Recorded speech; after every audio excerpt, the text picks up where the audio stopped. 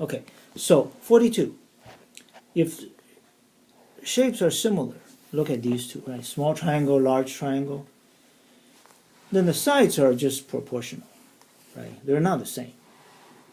But the corresponding angles are congruent. Okay, have to be like this, congruent to this one.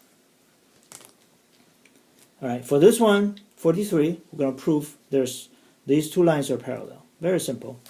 Okay, we're going to say since these are similar, so these are congruent, and these are congruent, right?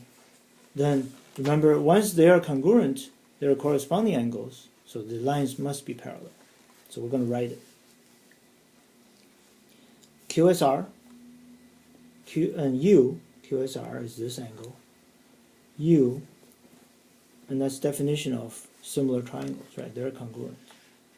Then once they're congruent, line must be parallel. RS parallel TU. And you can say when corresponding angles are congruent, the lines are parallel.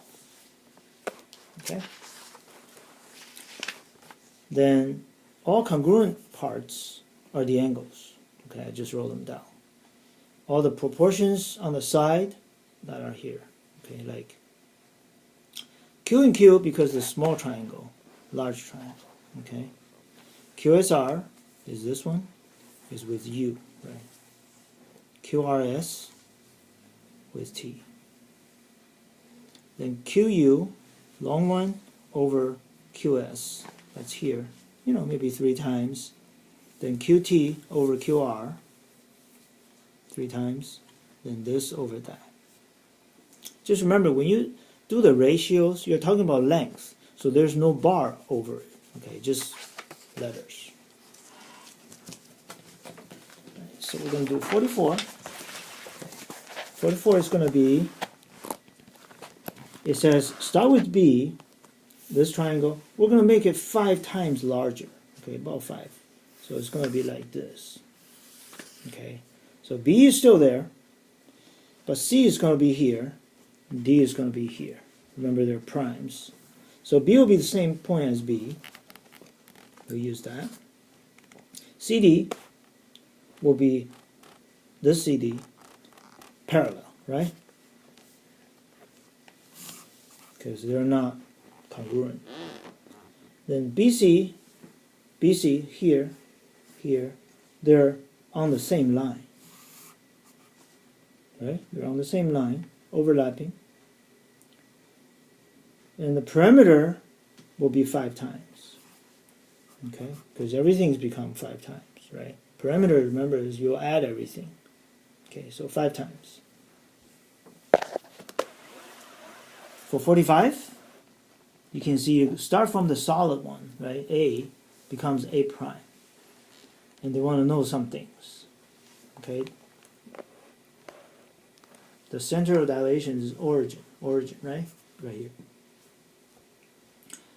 And what's the scale factor? Okay, scale factor, these are big numbers, hard to see. So look at this here. So it goes from here to here.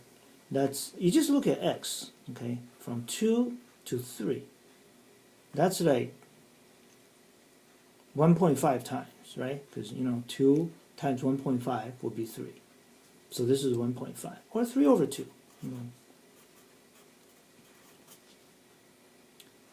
And the ratio of length is going to be the scale factor. So same. Measure A and A prime, same, right? If you measure, they should be the same. Remember, the sides are proportional, the angles are congruent. Okay. 46, we're going to start from here and make it 3 times bigger. Okay? See, negative 5, negative 6, and the scale factor 3. Okay? So we're going to go from here, so you can count 1, 2, 3, 4, right? That's 4. So we're going to make it 2 times and 3 times. So another 4, another 4. So A will come here. And same with B, right? But for B, like, it's up 1 over 3. So again, up 1 over 3. Up 1 over 3. So B prime will be here. C is 4, 4. So another 4, 4, another 4, 4. So be here. Make sure. Yeah, okay. So we got A, B, C, A prime, B prime, C prime is like right here.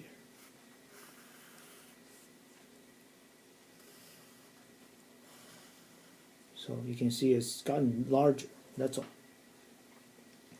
What ratio of parameter? 3 times, right? We said parameter, you just add it. Everything has become 3 times. Oh, ABC to that, so it's 1/3, right? Because ABC is smaller. Then angles, congruent, right? We said these angles must be congruent for similar shapes. Okay, 47, they're similar. And you can see, right, this you have to turn it to kind of match. So this is like the bottom, right, that kind of stuff. Okay, so the value of x, and you can see 10 matches 12, right? Then x matches 15. Okay, just keep it consistent. Like what we did here is 10 over 12. We put the small one first, then 15 over x, right? Always start with the small one. So 10 over 12, 15 over x, cross multiply, then you get 18. Okay? 48, this is Eiffel Tower, okay? 100 meters wide, see? 301 meters long. Then you're making a model. This is only 10 centimeters. You want to know how high this will be. Okay. So you can see, first of all, here's meter, meter, centimeter. But this is a centimeter, so you don't have to worry about it. Okay, just do the ratio. 10 over 100, then x over 301. Right? So then cross multiply, divide. It's going to be 30.1 centimeters. Okay? Because our model is centimeter. So answer 30.1 cm.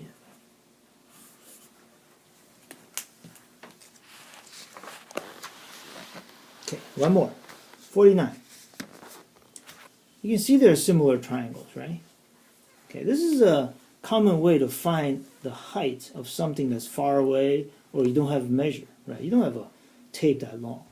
So what you do is you stand here, right? Put a stick here and make a line of sight. Or wait for the sun, right? Cast a shadow. And you put a stick here, make sure they overlap.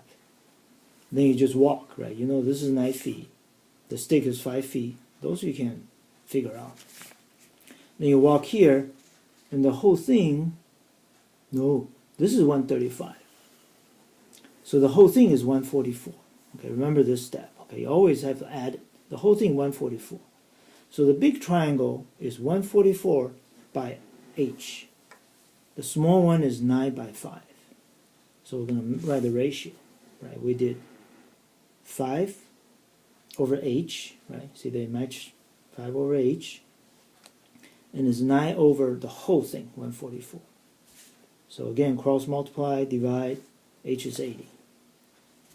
Okay? Then distance from the tip of the sun's shadow to the top of the tree. If you want to do the distance here, you have to do Pythagorean theorem, which is a squared plus b squared equals c squared. Okay, a is 80, b is 144. So we're going to do this. 80 squared, 144 squared equals c squared, right? Get a calculator, square that, means time itself. Okay, this is 80 times 80 is this. 144 times 144 is this. You add them, then you use the square root. Okay, remember the small calculator, you have to type in the number first. Okay, then push the square root sign. Okay, that's a small calculator. But the TI calculator, you just do this sign first, which is second, this sign, then put this number inside. It'll give you that. It's a decimal, okay, but it's 164.73.